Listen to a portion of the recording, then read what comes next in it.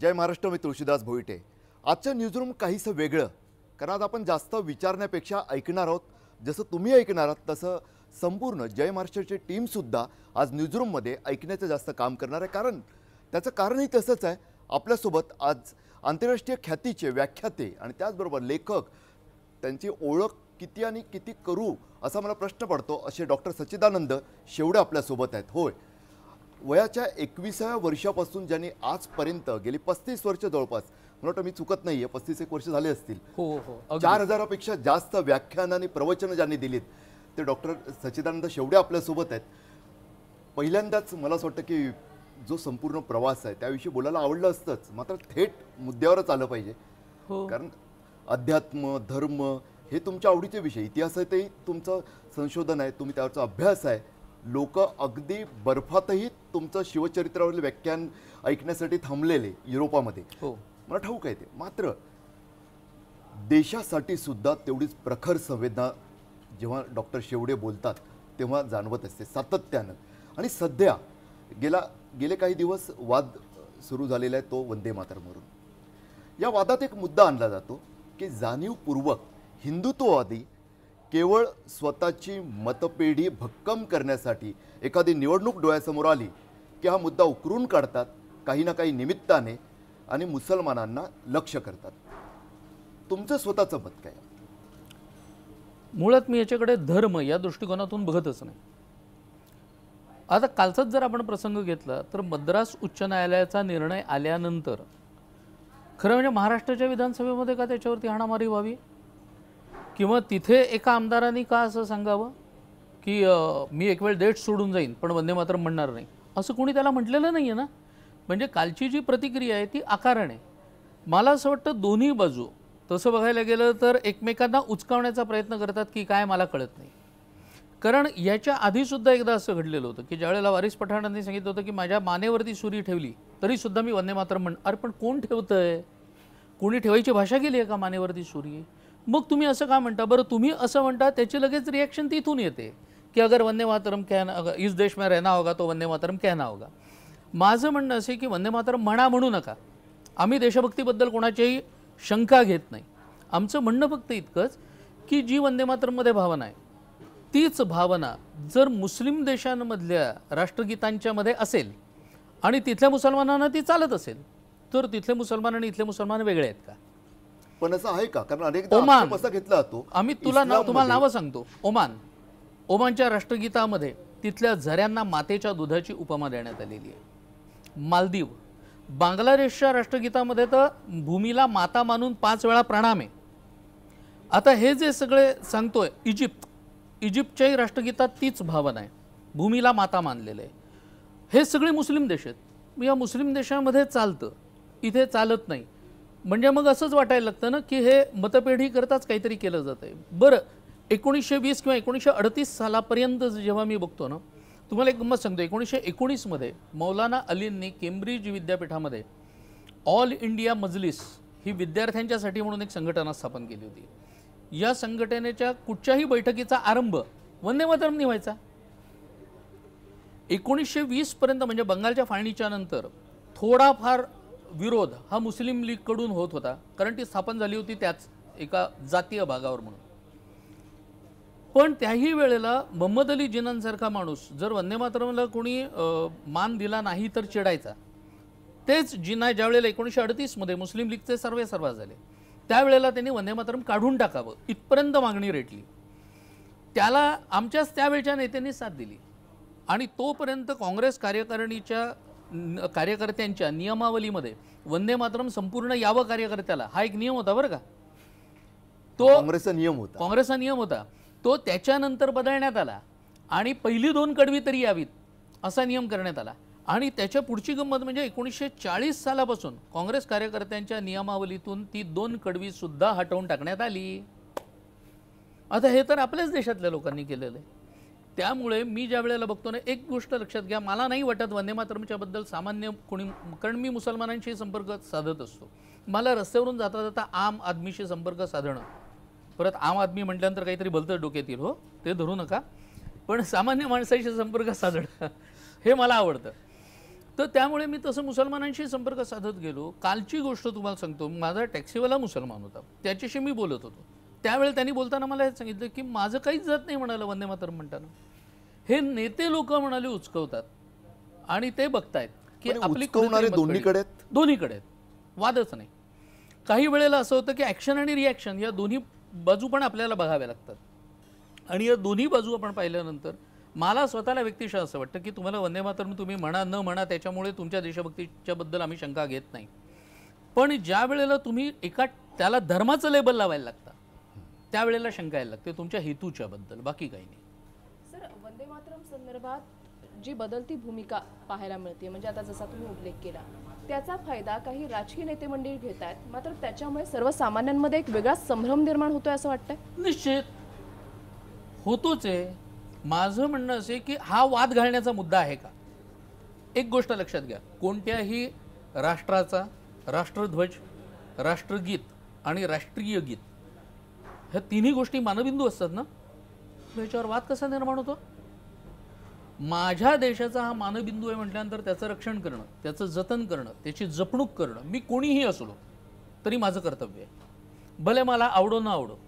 आता व्यक्तिशः जनगणमन न पटणारे लोक सुद्धा मी दाखवू शकतो की तिथे वंदे मातरम हवं होतं, पण तरीही आज जनगणमन माझं राष्ट्रगीत आहे ना, मी त्याला मान द्यायलाच पाहिजे.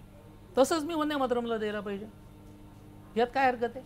सर, आपण बघितलं तर आपण स्वातंत्र्याचा इतिहास अभ्यासला किंवा पाठ्यपुस्तकातला अभ्यास बघितला तर वंदे मातरम म्हणत अनेक स्वातंत्र्य सैनिक फासावर गेले. मात्र आता त्याचं राजकारण होतं आहे का? कारण हे RSSचं पिल्लू आहे किंवा भाजपचं पिल्लू आहे असं वाटतं का? आणि या जाणून बुजून हे रेटलं जातं की वाद निर्माण केले जातात का यावर? मला एक गोष्ट कळत नाही इथे की असं काहीतरी बोलल्यानंतर तो माणूस एकाएकी RSSचा किंवा भाजपचाच ठरतो का? म्हणजे तुम्ही आणखीन शिवसेना लावाल, याच्या पलीकडे काही नाही. पण याच्या पलीकडे जाऊन आपण नाही का विचार करू शकत की तसंही असू शकेल?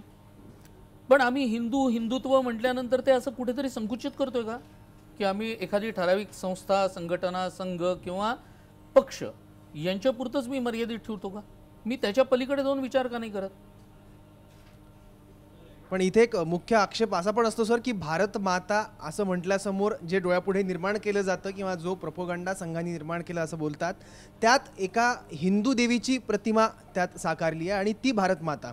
आणि नेमक्या याच ठिकाणी कुठेतरी मुस्लिम नेते जे आहेत त्यांना नेमकी अडचण निर्माण होतं. असं वाटतं का की हा हिंदुत्ववादी संघटनांचा किंवा स्वयंसेवक संघाचा जाणीवपूर्वक निर्माण केलेला प्रोपोगंडा आहे? हा प्रश्न चांगला आहे बरं का. एक गोष्ट लक्षात घ्या, या देशात बहुसंख्य कोण येतो? कोणत्याही देशात जे बहुसंख्य असतात त्यांच्याकडे लक्ष दिलं जातं ना. आपल्याकडे बरोबर उलट आहे. आपल्याकडे बहुसंख्याकांच्या सगळ्या भावना ठोकरण्याचा का उद्योग होतो? मग समजा एखाद्याला भारत माता ही देवीच्या स्वरूपात दिसली, याचा अर्थ समोरच्या अन्य धर्मियाला ती तशीच दिसावी असं नाही आहे ना. एक गोष्ट लक्षात घ्या की मी राम बघतो, मला अल्लाह म्हटलं तरी पण मला नाही त्याच्यात प्रत्यवाय येत. कारण अल्लाह म्हटल्यानंतर मी तो एक निर्मिक किंवा निर्गुण निराकार परब्रह्म, जे आमच्याकडे संकल्पना आहे ती की ईश्वर हा निर्गुण निराकार असतो, ही मला जर आठवली तर यात काय चुकीचं आहे? म्हणजेच फरक संस्काराचा आहे. कोणत्या भाषेमध्ये काय येतं याच्यापेक्षा मी माझ्या दृष्टिकोनातून कसं बघतो हे महत्त्वाचं नाही आहे का? आता इथे हाणामारी करण्यासारखं आहे की त्याच्या मागचा उद्देश लक्षात घेण्यासारखा आहे? आम्ही उद्देश लक्षात नाही घेत, आम्ही हाणामारीला जातोय. म्हणजे आजकाल आपल्याकडे जो विचार केला जातो ना, तो फार उथळ केला जातो, फार वरवर केला जातो. कोणत्याही विषयाच्या खोलात आम्ही शिरायलाच बघत नाही आहोत. कारण वेस्टेड इंटरेस्ट असतील, कोणाची राजकारण असतील त्याच्यावरती अवलंबून. आपल्याला राजकारणात शिरायचं नाही.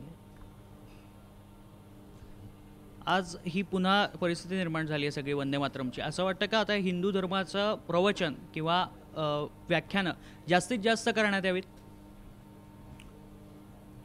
मुळात एक गोष्ट लक्षात घ्या की आपल्या देशामध्ये हिंदूंना तरी हिंदू धर्म, धर्मतत्व, नैतिक मूल्य ज्याला म्हणतात, किती माहिती आहे तो?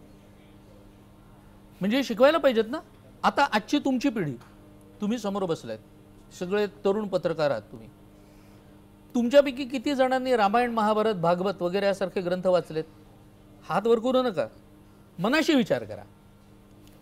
का होतं? आता हे ग्रंथ का मी सांगितले? बेसिक आहेत, याच्यामधून काहीतरी मला मिळतंय, मला शिकायला मिळतंय, मला जीवनाकडे बघण्याचा एक दृष्टिकोन मिळतोय. आज तुम्ही लक्षात घ्या की जास्तीत जास्त तरुण मंडळी आत्महत्या करत आहेत, तिकडे वळत आहेत. का असं वाटतं हो तरुणांना आत्महत्या करावी म्हणून? सुखाचा आलेला जीव एकाएकी उधळून टाकावा, फेकून द्यावा, असं आजच्या तरुणाईला का वाटतं? कारण यांच्यामध्ये संयम नाही, ही एक गोष्ट. दुसरी गोष्ट, नकारात्मकता ठासून भरली. तिसरी गोष्ट, कोणत्याही गोष्टीचा म्हणजे अस्वीकार झाला जर कुठे त्यांच्या करता, तर ते सहन नाही करत. म्हणजे नकार न पचवणं. आता ह्या सगळ्या गोष्टींना उत्तरं या आमच्या ग्रंथांमध्ये आहेत. ते जर वाचले नीट तर संस्कार होतात. तो आम्हाला असं वाटतं काय त्यातल्या गोष्टी वाचायच्या, अमक्या याच्यामध्ये तर चमत्कार आहे, तमक्यामध्ये तर तमकं आहे. तुला चमत्कार नाही न पटत, नको लक्षात घेऊस, बाकी वाच ना, ते महत्त्वाचं नाही आहे का? बेसिक हा भाग. म्हणून तुझ्या प्रश्नाचं तेच उत्तर आहे की होय, आज हे भाग जास्तीत जास्त शिकवायला पाहिजे, याचे कुठेतरी संस्कार व्हायला पाहिजे. आमच्याकडे याला लगेच देवदेव करणं किंवा तत्सम म्हणून बघितलं जातं, त्याची टर उडवली जाते. मला सांगा, देव मानणं यात वाईट काय आहे? पण देवाला कोणी वाईट म्हणत नाही, पण एक घडताना दिसतं काही वेळा असा एक आक्षेप जो घेतला जातो की देवांच्या नावाखाली जी दुकानदारी चालू होते किंवा धर्माच्या नावाखाली कर्मकांडाचं जे स्तव माजवलं गेलं, म्हणजे लोकांना धर्माबद्दल आक्षेप नसतो. अनेक वेळा देव सुद्धा एक भावनिक गरज आहे, लागतो. देवावरची श्रद्धा सुद्धा पाहिजे असते. विरोध असतो तो अंधश्रद्धेला, विरोध असतो तो कर्मकांडांना. हिंदू धर्माचा कुठेतरी अंधश्रद्धेमुळे आणि कर्मकांडाचं जे स्तव माजवलं गेलं काही मठाधीशांकडून, म्हणजे अगदी दुकानदार म्हटलं तरी चालेल अशांकडून, त्यामुळे जास्त हानी झाली असं वाटत नाही का? त्यामुळे ही तरुण पिढी कुठेतरी दूर गेली अशी? अजिबात नाही. त्याचं कारण सांगतो. तुकोबांच्या काळातले, म्हणजे तुकोबांचे अभंग तुम्ही पाहिले तरी भगवे जरी श्वानासारखे अभंग आहेत त्यांचे, म्हणजे त्या काळात सुद्धा बोंदगिरी होती बरं का. रामदास स्वामींचे आपण ज्या वेळेला बघतो त्यावेळेला त्यांनी बंधुपणावरती प्रहार केला. याचाच अर्थ त्या काळात सुद्धा बंधुपणा होता. म्हणजे बंधुपणा हा आहे, चालत आलेला आहे. जसं चांगलं आहे तसं वाईट असणारच, गृहीतच धरायला पाहिजे. प्रत्येक नाण्याच्या दोन बाजू असतात. सुष्ट म्हटलं की दुष्ट आलंच. आपलं होतं काय माहिती आहे का, आपण मनातून धर्म वगैरे या बाबतीत असं व्हायला नको असं आपलं मन सांगतं ना. कारण मन बेसिकली चांगलं असतं. समर्थ मना सज्जना म्हणतात ते त्याकरता की मन हे चांगलंच असतं, हां सज्जन असतं. नंतर त्याच्यावर काही काही संस्कार होत जातात, त्यामुळे ते चांगलंच असतं. म्हणून धर्म वगैरे या बाबतीत असं यायला नको असं आपल्याला वाटतं, पण येतं, ही फॅक्ट आहे. माझं म्हणणं की असं जर कुठे दिसलं तर त्याला विरोध व्हायलाच पाहिजे. पण म्हणजे मी सर्रास समोर जे येतं ते सगळं खोटंच आहे असं समजून विरोध करायचा का? म्हणजे कुठेतरी तारतम्य पाहिजे त्याला. पण समोर जे दिसेल ते कोणीतरी भगवे कपडे घातलेला दिसला की तो वाईटच अशी आम्ही मनाची समजूत करून घेतली आहे. त्याला कारण आमचं माइंड सबवर्ट झालं आहे. हा सबवर्ट ही फ्रेज परत मी नाही वापरत, युरी बेझमेनोव म्हणतो. युरी बेझमेनोव हा KGBचा एजंट होता जो भारतामध्ये पाठवलेला होता. KGBनी भारताला कसं कसं खिळखिळ करण्याचे प्लान आखलेले होते याच्याबद्दल तुम्ही युरीच्या नावाने नंतर सर्च देऊन बघा, तुम्हाला त्याचे भरपूर गोष्टी मिळतील की एखादं राष्ट्र जर खड्ड्यात घालायचं असेल तर आम्ही काय काय करतो. मग आताचं जे राजकारण सगळं सुरू आहे त्यामुळे हिंदू राष्ट्राचं अधपतन होत आहे. खरं सांगू, हिंदू ही मुळात संकल्पना अशी आहे की हिचं अधपतन होणंच शक्य नाही आहे. म्हणजे हा भाबडा विश्वास नाही आहे, याला इतिहास साक्ष आहे ना. मला सांगा, 1000 वर्ष एखाद्या देशावरती कोणीतरी राज्य केलंय आणि तो देश तरी सुद्धा त्याचा मूळ धर्म टिकवून तसाच राहिला आहे असं दुनियेतलं हिंदुस्थान सोडून मला उदाहरण सांगा. नाही आहे. आणि म्हणून महत्त्वाचं आहे की हा अजून आपल्याला परत तेच की आपल्याला असं का वाटतं अधपतन होईल म्हणून, कारण मन सज्जन आहे ना, म्हणून की असं होईल असं वाटतं, नाही होणार. लक्षात घ्या. तुमचं एक आर्टिकल मी वाचलं होतं, त्यात तुमचं असं एक स्टेटमेंट होतं की आपल्याकडे शालेय पाठ्यक्रमामध्ये पराभवाचा इतिहास शिकवला जातोय म्हणून. पण आम्ही जे शिकलोय ते म्हणजे झाशीची राणी कशी शूर होती, शिवाजीने कसे किल्ले जिंकलेले आहेत, हेच आम्ही शिकलोय. तुमच्या या स्टेटमेंटचा काय अर्थ आहे? चांगलं आहे. या स्टेटमेंटचा सरळ अर्थ असा आहे शिवाजी महाराज तुम्ही कितवीत असताना शिकलाय तो आठवतंय का तुम्हाला? मी तुम्हाला मदत करतो. इयत्ता 4थी राजा शिवछत्रपती हे पुस्तक होतं. याच्या पलीकडे तुम्हाला काय शिकवलं गेलं शिवाजी महाराज? नाही. याच्या उलट आम्हाला तो बोस्टन टी पार्टी होतं आपल्याला नाही इतिहासाच्या पुस्तकामध्ये. आम्हाला फ्रेंच राज्यक्रांती, रशियन राज्यक्रांती, अमेरिकन मला हे सांगा की हे माझी मुलं शिकून आज काय फरक पडतोय त्यांच्या जीवनात पुढच्या काळात? आज तुमच्या जीवनात फरक पडलाय? तुम्ही सगळे शिकलेत ते रशियन राज्यक्रांती वगैरे. काय फरक पडतोय? या उलट माझा इतिहास हा शिकवला का जात नाही? पराभवाचा इतिहास म्हणजे लक्षात घ्या की 1000 वर्ष मुघलांनी कसं आमच्यावरती राज्य केलं, म्हणजे त्यावेळच्या आमच्या पूर्वजांनी काय केलं? मार खाल्ला. हा जो भाग आहे ना हा नकोय. आज तुम्ही मला सांगा की 1000 वर्षाच्या मुघलांच्या कारकिर्दीमध्ये म्हणजे इस्लामी आक्रमकांच्या कारकिर्दीला कोणीतरी तोंड दिलं असेल ना प्रत्येक वेळेला? नावं सांगा असं जर म्हटलं तर आपल्याला 4 नावं आठवतात. ती नावं म्हणजे गुरु गोविंद सिंग, राणा प्रताप, छत्रपती शिवाजी महाराज आणि संभाजीराजे. याच्या पलीकडे आपल्याला नावं आठवत आहेत का मला सांगा चटकन? नाही. आपण थोडंसं जरा डोक्याला ताण देऊ तेव्हा पृथ्वीराज चव्हाण आठवेल कुठेतरी, राणा संग मग आठवेल, पण लचित बडफुकन आमच्यापर्यंत आलेलाच नसतो कारण आम्ही शिकलेलो नसतो. असे अनेक आहेत बरं का. म्हणजे आत्ता माझं पुस्तक येतंय पुढच्या महिन्यातच, तेच आहे की 1000 वर्षाच्या इस्लामी आक्रमणाला कशा पद्धतीने आम्ही प्रतिकार केला. म्हणजे इस्लामी आघातांना हिंदूंचा प्रत्याघात, 1000 वर्षांचा इतिहास. का लिहावं असं वाटलं? कारण हे पोचायला पाहिजे ना लोकांच्यापर्यंत. हे जर पोचलंच नाही तर. एक साधं उदाहरण तुम्हाला सांगतो. मानसिकरित्या खच्चीकरण कसं आपोआप होतं, म्हणजे संदेश कसा जातो. 15 ऑगस्ट 1947 या दिवशी भारताला स्वातंत्र्य मिळालं. हेच आपण शिकत आलोय ना शाळेत. जो येतो तो प्रत्येकजण तेच बोलतो ना. आता मला सांगा मिळते कोणती गोष्ट? कधी विचार केला का आपण? दान मिळतं, भीक मिळते, स्वातंत्र्य हे असं मिळतं? तुमच्यावरती तरस खाके उन्होंने आझादी दे दी असं झालंय? असं नाही झालेलं ना. म्हणजेच क्रांतिकारकांनी त्याच्याकरता काहीतरी सांडले रक्त घाम अश्रू. वेगवेगळे मार्ग होते. म्हणजे अहिंसात्मक मार्गाला मी कमी लेखतोय असं मुळीच नाही. वेगवेगळ्या प्रकारचे मार्ग होते, पण हे सगळे मार्ग होते ना, याचाच अर्थ आम्ही स्वातंत्र्य मिळवलंय. मग ह्याच्या पुढे तरी किमान आम्हाला असं ऐकायला मिळावं की 15 ऑगस्ट 1947 या दिवशी भारताने स्वातंत्र्य मिळवलंय. भारताला स्वातंत्र्य मिळालं नाही. एका अक्षराचा फरक. मिळालं आणि मिळवलं, अर्थ केवढा बदलतो. आणि हे माझ्या मते सकारात्मक भाग आहे की हे जर दिलं गेलंच नाही. क्रांतिकारक, सशस्त्र क्रांतिकारक आमच्याकडे शिकवले जातात. आमच्याकडे इयत्ता 8वीच्या पुस्तकामध्ये मला आठवतंय 23 ओळी होत्या सशस्त्र क्रांतिकारकांच्या बद्दल, आणि 10वीच्या पुस्तकामध्ये काहीतरी 50 ओळी होत्या. याच्या पलीकडे सशस्त्र क्रांतिकारक शिकवले गेले नाहीत. त्यांचे काय जीव वर आले होते का उगाचच अंदमानमध्ये किंवा फासावरती चढणं या कारणाकरता? 16 आणि 17 वर्षाची मुलं आहेत ना, का भारून गेली होती ती? म्हणजे एकाने त्याचं वर्णन फार सुंदर केलं. त्या काव्यपंक्ती तुम्हाला सांगतो, म्हणजे लक्षात येईल की स्वातंत्र्याचा ध्यास घेणाऱ्यांना मिळालं काय. तो कवी असं म्हणतो, स्वातंत्र्याचा ध्यास कुणा दे कठोर कारावास, अंदमानचा वास कुणाच्या गळ्यात येई फास, कुणास विरोह श्वास कुणी हो जननिंदेचा घास, शाईने का लिहिला जाई राष्ट्राचा इतिहास, शाईने का लिहिला जाई राष्ट्राचा इतिहास.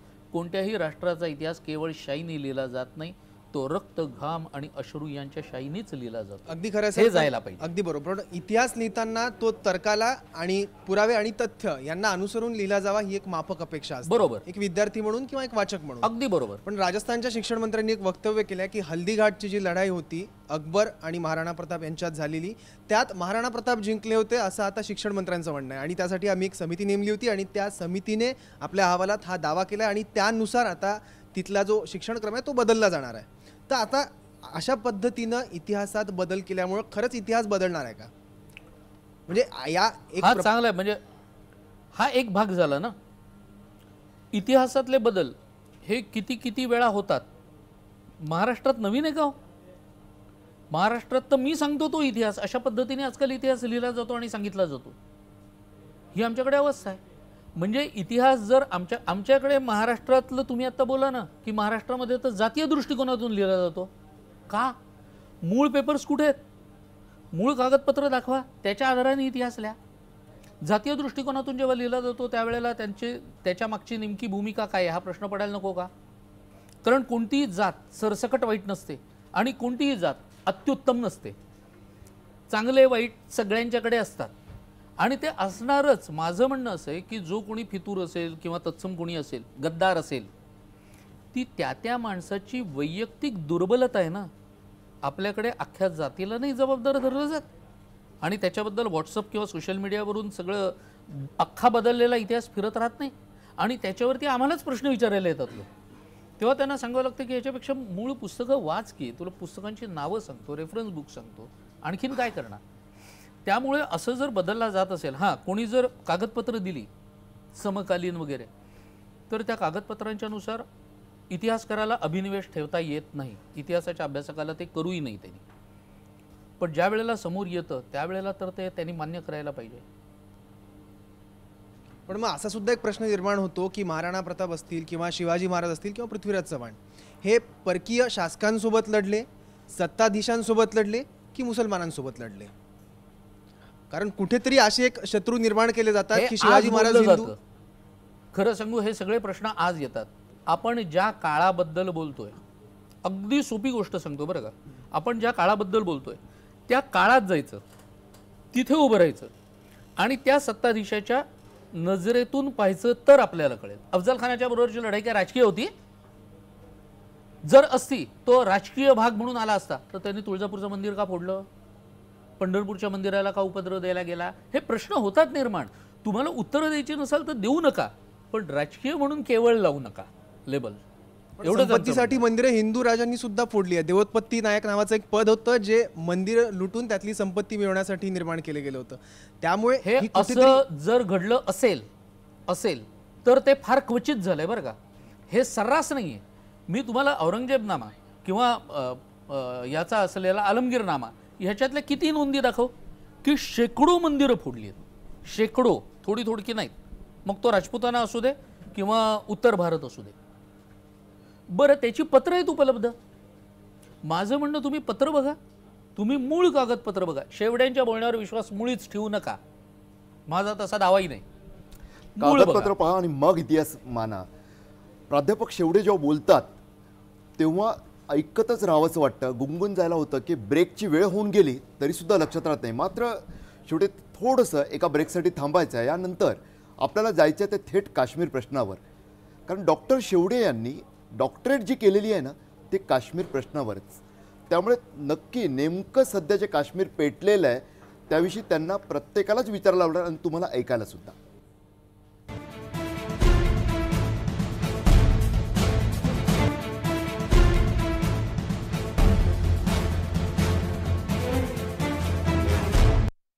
आजचं न्यूजरूम वेगळं आहे. मगाशी मी म्हटलं तसंच प्रखर तेजानं सळसळणारा एक माणूस आपल्यासोबत आहे. कोणत्याही विषयावर त्याला विचारा, त्यांच्याकडे उत्तरं तयारच आहेत आणि स्वतःची सरळ स्पष्ट मांडणीसुद्धा. म्हणजे तुम्हाला मतं पटतील न पटतील, मात्र ते ज्या पद्धतीनं मांडतात तेव्हा ते ऐकत तर राहावंसं नक्कीच वाटतं. काश्मीरचा मगाशी मी उल्लेख केला की तुम्ही स्वतः त्यात PhD मिळवलेली आहे. सध्या जेव्हा आपण काश्मीरकडे पाहतो की आपलं काश्मीर स्वातंत्र्याची 70 आणि काश्मीरचा प्रश्न मात्र तसाच चिघळत, तसाच उलट आणखी वणवा भडकतोय की काय असं वाटतं. आणि दरवेळी वाटतं का असं घडतंय. तुम्ही अभ्यासक आहात, तुमच्या दृष्टिकोनातून तुम्ही कशी मांडणी करा? मुळात बघा, काश्मीरचा जो प्रश्न, काश्मीरचा प्रश्न म्हणजे किती भूभागाचा प्रश्न आहे. म्हणजे आपल्याकडे बऱ्याच वेळेला तुमच्या न्यूजरूममध्ये बसून बोलतोय बरं का मी, पण कित्येक वेळेला असं होतं की जम्मूमध्ये एखादा, म्हणजे पूंछ सेक्टरमध्ये एखादा स्फोट होतो आणि खाली स्ट्रीप फिरत असते की कश्मीर घाटी अशांत, कश्मीर घाटी में इस. अरे काय, काश्मीरमध्ये येतं का? जम्मू सेक्टरमध्ये येतं ना पूंछ. म्हणजे मग आम्हालाच आमच्या देशाचा भूगोल हा नेमका माहिती आहे की नाही, किंवा आम्ही विसरत चाललोय की प्रत्येक भूगोलाला स्वतःचा इतिहास असतो आणि प्रत्येक इतिहासाला स्वतःचा भूगोल असतो. हे आम्ही विसरत चाललोय. म्हणून मुळात लक्षात घ्यायला पाहिजे की जम्मू, काश्मीर आणि लडाख, खरं म्हणजे या तिनाचं एकत्र मोठ बांधली गेली. या तिन्हींची आयडेंटिटी भाषेपासून वेगळी आहे. कारण जम्मूमध्ये बोलली जाते ती डोगरी भाषा बोलली जाते, जम्मू वरच्या बाजूला. काश्मीर खाली खोलगड भागामध्ये, ज्याची लिपी सुद्धा शारदा नावाची होती, जी आता काढून तिथे उर्दू इम्पोज करण्यात आलेली आहे. त्या शारदा लिपीमध्ये 50%हून अधिक शब्द हे संस्कृतमधले होते, ते सगळे काढून टाकण्यात आले. आणि लडाखमध्ये लडाख ही लिपी आहे, म्हणजे यांना एकमेकाची भाषासुद्धा समजत नाही अशा तिनाची एकत्र मोठ बांधून टाकण्यात आली. आणि तो जो भाग निर्माण करण्यात आला, आमच्यासमोर राजा हरिसिंगांना तर अगदी विलन असल्यासारखं उभं करण्यात आलं. हे सगळे राजकारणाचे भाग आहेत. एकूण जर आपण पाहिलं तर जम्मू काश्मीर आणि लडाख या राज्याचं एकूण क्षेत्रफळ हे जवळपास 2,22,000 चौरस किलोमीटर आहे. त्यातला 78,000 चौरस किलोमीटरचा प्रदेश हा पाकिस्ताननी बळकावलेला आहे, म्हणजे ज्याला काही लोक पाकिस्तान म्हणतात. आणि त्यातला 42,000 चौरस किलोमीटरचा प्रदेश हा चीननी बळकावलेला आहे. म्हणजे आता 2,22,000तून जर हे तुम्ही वजा केलेत तर आपल्या हातामध्ये अर्ध्यापेक्षा सुद्धा कमी राज्य आहे. त्यापैकी जो काश्मीर घाटीचा भाग म्हटला जातो, तो आपल्या हातात असलेला जो विवादास्पद म्हणतोय तो जेमतेम 16,000 चौरस किलोमीटरचा आहे. एकूण राज्य लक्षात घेतल्यानंतर हे सगळे भाग लक्षात घ्या. आता आम्ही शिकले सवरलेले लोक, आम्ही लक्ष देत नाही, पण कोकणामध्ये माझा भाऊ जर राहत असेल आणि तो शेती करत असेल तर त्याच्या त्या शेतीकडे माझं लक्ष असतं. आणि परत विकायचं वगैरे जर काही चाललेलं असलं तर ती मला पाहिजे, कारण माझा वाटा आहे तिथे. तू इथे कमवतोयस ना, तरी तिथे वाटा मागतोयस. किंवा कोणी थोडं कुंपण मागे पुढे केलं तरी सुद्धा 4 फूट त्यांनी माझ्या जागेमध्ये केलं, मी त्याच्यावर केस घातले आणि 20 वर्षांनी जिंकलो, असे हुशारी दाखवणारे आपल्याकडचे सुबुद्ध लोक अर्ध्याहून अधिक भाग देशाचा शीर्ष भाग हा देशाच्या ताब्यात नाही तरी अस्वस्थ होत नाहीत. ह्याचं आश्चर्य वाटतं. काश्मीर मी पायी तुडवला आणि पायी तुडवताना तिथे सर्वसामान्य माणसाशी, एक तर काश्मीर हा विषय, खरं म्हणजे सांगतो, काश्मीर हा विषय असं काहीतरी करावं असं माझ्या डोक्यात नव्हतं. माझे स्वतःचे गुरु हे ब्रह्मलीन, आता त्यांनी समाधी घेतली, वरदानंद भारती, त्यांनी मला सांगितलं होतं की काश्मीर हा विषय तुझा आहे, मात्र काश्मीरमध्ये उतरायचं आणि मग लिहायचं. आता ते सगळं करून आल्यानंतर मला जाणवतं की त्यांनी असं का सांगितलं. कारण एकदा तुम्ही जेव्हा पायी फिरता ना, तेव्हा आज मी काश्मीर बोलायला उभं राहिलो ना की सगळा भूगोल माझ्या डोळ्यासमोर उभा राहतो ना, त्याचा इतिहास सांगतात. त्यामुळे मुद्दाम पायी फिरलो आणि हे सगळं बघता बघता सामान्य माणसाशी बोलत गेलो. पण लोकांची मनं इतकी सबवर्ट करून टाकलेली आहेत. खोटा इतिहास हा इतका पक्का बसलाय की अल्लामा इक्बाल युनिव्हर्सिटी, जे काश्मीर युनिव्हर्सिटी, त्याचं ग्रंथालय अल्लामा इक्बाल ग्रंथालय, त्या लायब्ररीत जेव्हा मी बसलो तर लायब्ररियनचं एवढं मोठं केबिन मी पाहिलेलं नाही. प्रचंड मोठा हॉल, तो बसलेला, 3 प्राध्यापक येऊन बसलेले आणि त्यांच्याशी मी बोलत होतो. ते मला म्हणाले की आर्टिकल 370 काढून टाका. जर तसं झालं तर ते ब्रीच ऑफ हे होतं काय तुमचं ॲग्रीमेंट. म्हटलं ॲग्रीमेंट बिटवीन हुम? तर म्हणे नेहरू अँड शेख अब्दुल्ला. मी काय प्रॉपर्टी होती? नेहरू आणि शेख अब्दुल्ला काय म्हटलं? त्यांची प्रॉपर्टी होती का? कोणामध्ये ॲग्रीमेंट झालं आहे? कधी ॲग्रीमेंट झालं आहे? 1947. आर्टिकल 370 आलं कधी म्हटलं?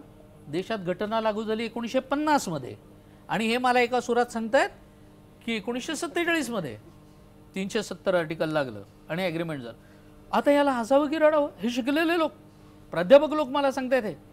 म्हणजे इतकी त्यांची डोकी झालीत. बरं, आम्ही बफर स्टेट म्हणून काम करू, आम्हाला बाकी काही नको, म्हणजे हेही परत डोकं फिरवलेलं. तुम्ही बफर स्टेट म्हणून राहू शकत नाही. आज स्वित्झर्लंडला बफर स्टेट आपण म्हणतो, स्वित्झर्लंडची अवस्था वेगळी आहे आणि काश्मीरची वेगळी आहे. म्हणजे तिथल्या त्यावेळेला दैनिक जागरणचा एक संपादक होता, त्याने मला फार छान सांगितलं. मला म्हणाल, शेवडे साहब आपको एक ही बताता हूँ, एक लाइन में आपको बयां कर देता हूँ कि पाकिस्तान कश्मीर को जीने नहीं देगा और हिंदुस्तान कश्मीर को मरने नहीं देगा. आजची जी अवस्था आहे ना, ती तशी अवस्था आपल्याला. अवस्थेवर मार्ग कसा काढायचा? कारण अनेकदा मुद्दा येतो. आता तुम्ही 370चा उल्लेख केला. 370च सर्व समस्येचं मूळ आहे म्हणणारा एक मोठा वर्ग आहे. एक दुसरा वर्ग आहे ज्याला वाटतं की 370 काढलं तर काश्मीरवर अन्याय करतो आपण, दिलेले शब्द पाळत नाहीये. सामान्य भारतीयांना तुम्ही विचाराल, माझ्यासारख्या तर आम्हाला काहीही पडलेली नाही. आम्हाला एवढं कळतं काश्मीर आपलं आहे, काश्मीर भारतातच राहिलं पाहिजे आणि काही करून तो प्रश्न सोडवलाच गेला पाहिजे. अजून चौथा वर्ग विसरलात. चौथा वर्ग आपल्याकडचा असा आहे, देऊन टाका देऊन टाका आणि मोकळे व्हा. हा चौथा वर्ग आहे. हा सगळ्यात डेंजरस आहे. पण हा किती भाबडा आहे. काश्मीर देऊन टाकल्यानंतर पाकिस्तान गप्प बसणार आहे जणू काही, की हां चला आलंय आपल्याकडे आता गप्प बसा. हे होत नसतं. आणखीन त्याची व्याप्ती वाढायला लागते. हे आम्ही लक्षात घेत नाही. मुळात याचा एक भाग मी माझ्या काश्मीर नामा या पुस्तकामध्ये दिला आहे, त्याचं सोल्युशन दिलं आहे. माझं असं म्हणणं नाही आहे माझं सोल्युशन परफेक्ट आहे. माझं म्हणणं चर्चा तर सुरू व्हावी त्याच्यामध्ये, की आपल्या लडाखचा भाग हा हिमाचलमध्ये विलीन करता येतो, बृहद हिमाचल करता येऊ शकतो.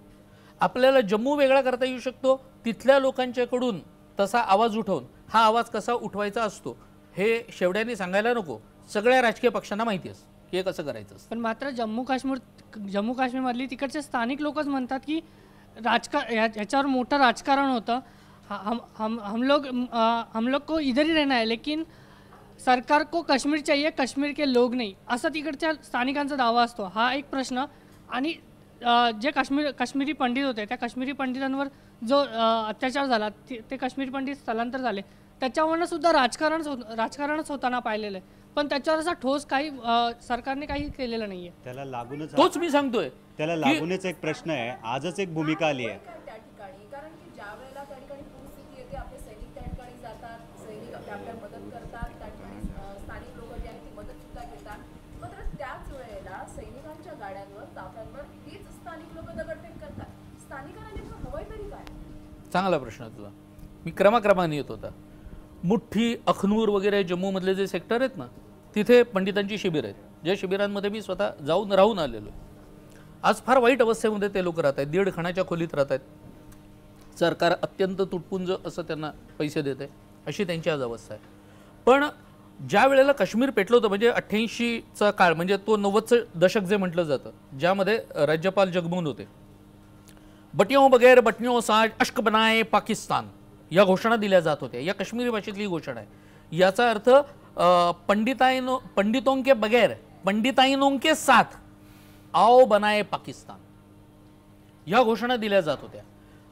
लोकांच्या घरावरती पोस्टर्स लावली जात होती की तुमच्या बायका इथे ठेवा आणि तुम्ही घाटी सोडून चालते व्हा. इतकी भयानक स्फोटक परिस्थिती असताना जगमोहनचं खरं कौतुक करायला पाहिजे की या माणसांनी बऱ्याच जणांना अत्यंत सुरक्षित रीतीने तिथून बाहेर काढलं. आता प्रश्न हा आहे की त्या लोकांना हवंय काय. आज डोकीच जर आमची अशी करून टाकलेली आहेत की तिथे प्रचार जो होतोय तो भारत सरकार तुमच्याकडे काही बघत नाही, आणि आपल्या लोकांना म्हणजे उर्वरित भारतीय लोकांना माहिती आहे की भारत सरकार सगळ्यात जास्त खर्च काश्मीरवर करते. म्हणजे कर आम्ही भरायचा आणि खर्च होतोय तिथे. मग तो 14,000 कोटी रुपयांच्या पासून तो आता वाढत वाढत किती गेलाय तो आपणच बघावं म्हणजे आपल्याला कळतं. बरं, यातही दुजाभाव होतो. म्हणजे मी ज्या वेळेला तिथे होतो 2002 2003 मध्ये, त्यावेळेला सरकारने पैसे जाहीर केले होते. त्याच्यामध्ये 1 कोटी रुपये जम्मू विद्यापीठाला मिळाले आणि 20 कोटी रुपये काश्मीर विद्यापीठाला मिळाले. हा काय प्रकार आहे? एकच आहे ना राज्य, मग या विद्यापीठांना तसं मिळायला नको. मला सांगा, जम्मू काश्मीर आणि लडाख या राज्याचा मुख्यमंत्री एकदा तरी बिगर मुस्लिम झाला का? का नाही झाला? का नाही होऊ शकत? महाराष्ट्राचा होऊ शकतो, अंदुले होते की बिहारचा होऊ शकतो, म्हणजे वेगवेगळ्या ठिकाणचे होऊ शकतात ना मुस्लिम मुख्यमंत्री. मग इथलाच मुख्यमंत्री केवळ मुस्लिमच व्हायला पाहिजे हा आग्रह का? लोकांची डोकी अशा रीतीने करून टाकलेली आहेत की भारत तुमच्याकडे बघत नाही, भारतीय लोक तुमच्याकडे बघत नाहीत आणि भारतीय आपले शत्रू आहेत. बरं, खोटे ज्या वेळेला गोष्टी दाखवल्या जातात, बऱ्याच वेळेला आमच्याकडचे लोक काश्मीरवरती जे काही लिहितात त्यातल्या मला एका माझ्या ज्येष्ठ पत्रकार मित्रांनी सांगितलेलं सांगतोय, माझ्याकडे दोष देऊ नका. तो म्हणाला बऱ्याच वेळेला आमचे लोक तिथे जातात आणि हॉटेलच्या खिडकीतून दिसणारं काश्मीर लिहितात.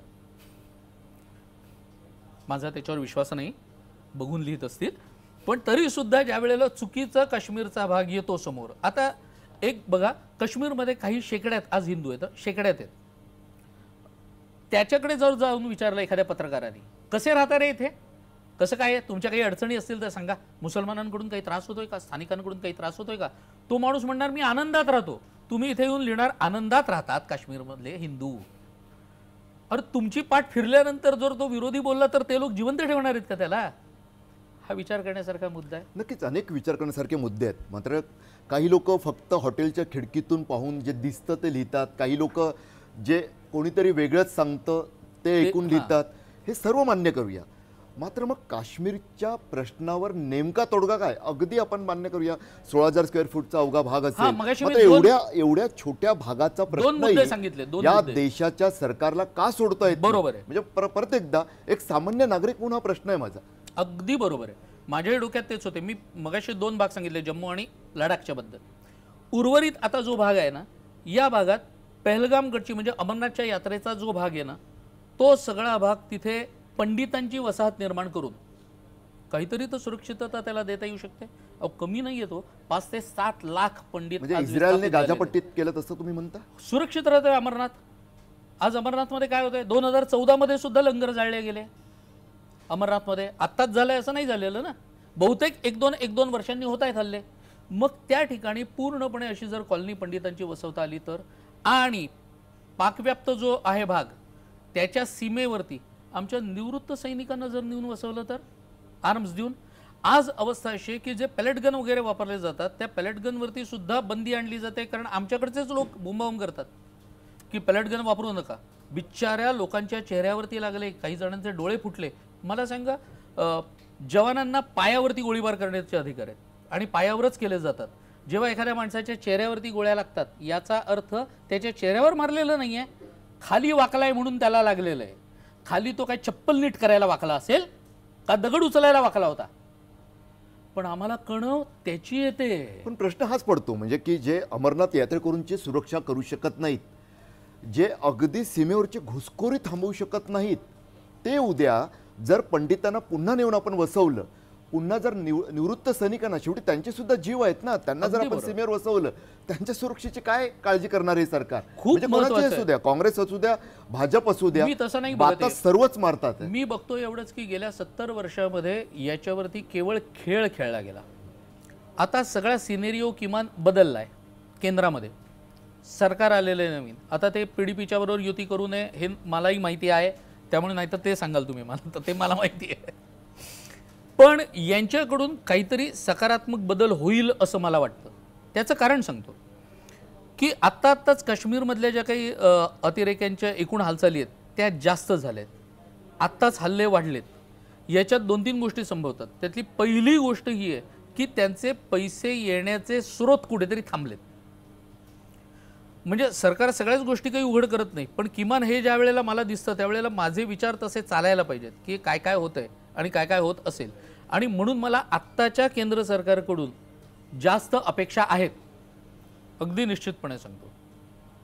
म्हणजे ह्यात पक्षीय दृष्टिकोन, पक्षीय भूमिका मुळीच नाही. मला सगळ्यात जास्त विश्वास आत्ताच्या पंतप्रधानांवरती आहे, म्हणून मी हे बोलतोय की हे होईल. आणि आशा अमर आहे ना, चांगलं व्हावं. तुम्ही पण आता म्हणालात की नाही, काश्मीर आपला आहे, आपल्यातच पाहिजे. सामान्य भारतीयाची भूमिका आहे, तीच भूमिका आपली राहायला पाहिजे, तीच भूमिका असली पाहिजे. अर्थात किती अभ्यासक असलो आपण, अभ्यास केला, इतर काही मुद्द्यांवर बोललो, तर काही वेळा जिथं वैचारिकता जुळते तिथे नक्कीच अनेकदा आशा जास्तीत जास्त वाटू लागते. प्रत्यक्षात काय घडेल ते आपण पाहूच. नंतर थोडंसं एका ब्रेकसाठी थांबूया.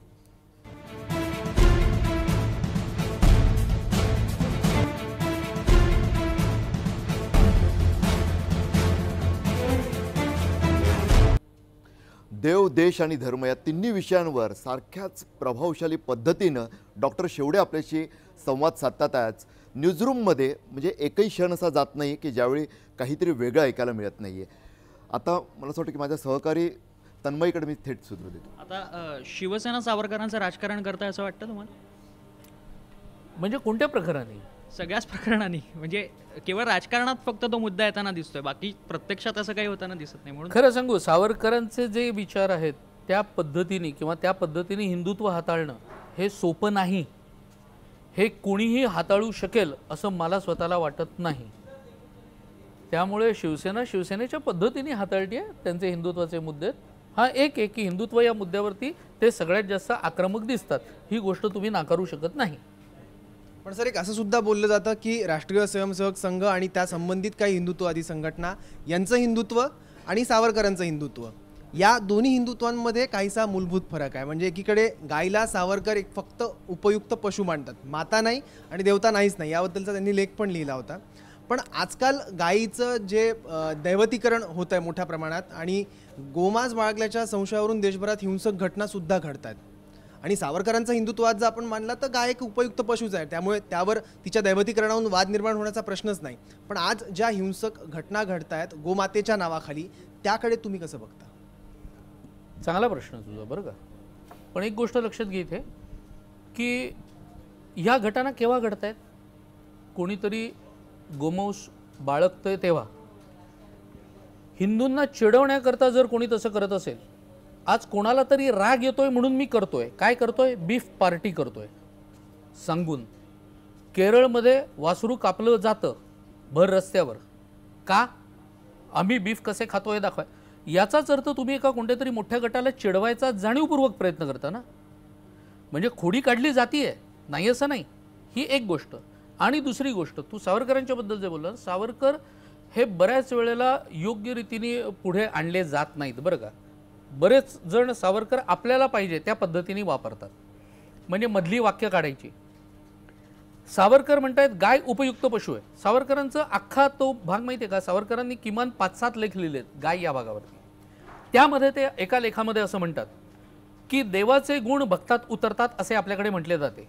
सांप्रत काळात सर्व हिंदू समाज हा गरीब असलेल्या गायीचं पूजन करत करत गरीब होऊन गेलेला आहे. म्हणून आजच्या काळामध्ये जर आम्हाला काही आवश्यक असेल तर ते आपलं शिर हे सिंहाचं, परंतु धड हे मानवी असलेलं, क्रूर आणि कर्कच नखरं असलेले पंजे बाळगणारं असं नरसिंहाचं रूप होय, की मदोन्मत्त हस्तीचं गंडस्थळ सुद्धा जे फाडून काढेल. आज हिंदू समाजाला आवश्यकता आहे ती त्या पंजाची, खुराची नव्हेच नव्हे. याचा अर्थ त्या काळातली उपयुक्तता काय आहे ते सांगतायत ना ते, म्हणजे प्रसंगोपात्य. हे आजच्या काळाशी जेव्हा लावून दाखवलं होतं ना तेव्हा शंका यायला लागते. बरं, सावरकरांनी गाय मारा, बीफ खा, पार्टी करा सांगितलंय? नाही सांगितलेलं. जिव्हा लावल्याकरता गाय मारा म्हणून सांगितलेलं आहे? नाही सांगितलेलं. सावरकर काय म्हणतात ते लक्षात घ्या. सावरकर म्हणतात गाय उपयुक्त पशु आहे आणि जे उपयुक्त असतं ते रक्षणीय सुद्धा असतं, हे ते सांगतायत. सर तुम्ही म्हणजे रक्षणीय आहे गाय. तुम्ही मगाशी मोदींचं कौतुक केलं होतं, तर जे विरोधक म्हणून मोदी पूर्वी होते विरोधी पक्षामध्ये, तेव्हा ते आक्रमकतेनं पाक विषयावर बोलायचे, हो ना. आता लव्ह लेटर बंद करणं पाहिजे, पाकला त्याच्याच भाषेत सांगायला पाहिजे वगैरे. आणि सत्तेत आल्यानंतर आपण बघतो की त्यांच्या अनेक निर्णयांचं बुमरँग झालेलं आहे. आणि पाकिस्तानी प्रश्नाविषयी ते आता शांत बसलेले आहेत. मुफ्ती म्हणतात की आता मोदीजी करू शकतील, आता तेच फक्त हे वेगळं हा मुद्दा सोडू शकतील, पण कुठेच दिसत नाही. तुम्हाला का अशी आशा वाटते की मोदी हे यश संपादन करू शकतील काश्मीर प्रश्नाविषयी? खरं मी राजकारणावरती बोलणार नव्हतो, पण आता आलाय तुमचा प्रश्न म्हणून सांगतो तुम्हाला. मला मोदींचं राजकारण हे दूरगामी वाटतं. त्यामुळे परदेशात वगैरे जातात, त्याच्यावरती टीका वगैरे होते, हे सगळं आपण बघतोय. पण त्याचे काहीतरी आपल्या बाजूनी, देशाच्या बाजूनी फायदे होत आहेत की नाही. एक दृष्टांत सांगतो. काय, मी मुळात प्रवचनकार पण आहे ना, मी व्याख्याता आहे, लेखक आहे, जाऊ दे, पण मी प्रवचनकार पण आहे. त्यामुळे मला दृष्टांत देण्याची सवय. की एक राजा कुठेतरी जंगलात जाताना वाट चुकला. रात्रीची वेळ होती, एका बाईच्या घरी गेला आणि तिथे बसला. म्हणाला भूक लागली. ती म्हणाली फक्त डाळ भात मिळेल तुला? चालेल म्हणाला. तिने भात वाढला आणि भात वाढल्यानंतर तो म्हणतोय वाढ आता डाळ. ती म्हणाली अरे याच्यावरती जर वाढली, तू म्हणाला आमच्या राजात सारखा आहेस. तो म्हणाला म्हणजे? ती म्हणाली याच्यावरती जर वाढलं तर ती चहूबाजूनी पसरणार नाही का डाळ? त्याला खोलगट भाग कर, आळं कर भाताला, मग मी डाळ वाढते, म्हणजे ती व्यवस्थित रीतीने राहील. हा भाग मोदी करतायत असं मला वाटतंय आणि हे आवश्यक आहे देशाच्या दृष्टीने. आणि म्हणून मला या माणसाकडून हा काहीतरी वेगळं करतोय म्हणून अपेक्षा सगळ्यात जास्त. आणि केवळ मोदींचं राजकारण याच्यावरती जर बोलायचं असेल, आपण एक वेगळी चर्चा घेऊ, मला आवडेल बोलायला. मग फक्त तेवढाच विषय घेईन आणि त्याच्यावरती बोलीन, कारण आपल्या राहिलेल्या एवढ्याशा वेळामध्ये तो सगळा भाग सांगणं हे कठीण आहे. आणि म्हणून सांगतो की इतिहासाकडे एकदा मी ज्या वेळेला बघतो, तुम्हाला मुद्दाम तुमचा जो भाग आहे ना त्याच्याशीच संबंधित सांगतो, की इतिहासाकडे मी बघतो का इतिहासाचा भाग हा आजच्या तरुण पिढीला जास्तीत जास्त प्रेरणा मिळावा याकरता.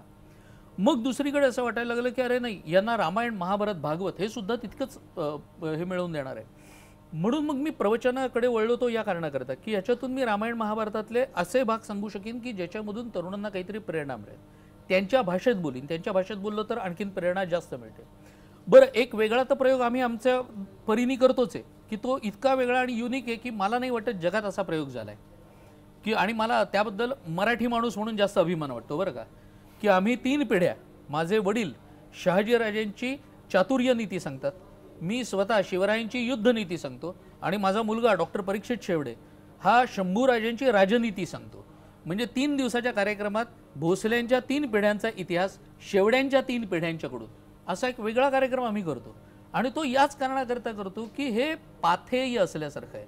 आज जसं माझ्या वडिलांच्याकडून मला मिळालं, माझ्याकडून माझ्या मुलाला मिळालं, हे पाथेय बॅटन रेस जशी असते ना, विचारांचं पाथेय, हे आपण पुढच्या पिढीकडे द्यायचं असतं. आजच्या तरुण पोरांना का वाटतो आपण आत्महत्या करावी? मला सांगा, शिवाजी महाराजांच्या आयुष्यामध्ये असे किती प्रसंग येऊन गेले असतील की महाराजांना वाटावं आपण आत्महत्या करावी? केली का त्या माणसाने? त्यातून बाहेर कसं पडता येईल हे जो झगडतो तो खऱ्या अर्थाने पुरुष आहे. आणि हे झगडण्याचं ते बळ आजच्या तरुण पिढीमध्ये प्राप्त व्हावं, हेच प्रभू श्री रामचंद्रांच्याकडे बघून वाटतं, हेच भगवान श्रीकृष्णांच्याकडे बघून वाटतं. मग यातला जो सकारात्मक भाग आहे, यातला जो राजकारणाचा भाग आहे, ह्या सगळा भाग आजच्या तरुण पिढीपर्यंत का पोचू नये हे आम्ही घरातून आज पोचवत नाही आहोत. म्हणून किमान या रीतीने म्हणजे व्याख्यानांच्या आणि प्रवचनांच्या निमित्ताने एक पोचवायचा मी प्रयत्न करतो. नक्कीच हा प्रयत्न असाच ते सुरू ठेवतीलच, म्हणजे पिढ्यानपिढ्या, तिसरी पिढी त्यांचं ते करताय आता. खरं तर डॉक्टर शेवडे म्हणाले तसं त्यांना आणखी बोलायला आवडेल, आपल्या सर्वांनाही नक्कीच आणखी खूप ऐकायला आवडेल.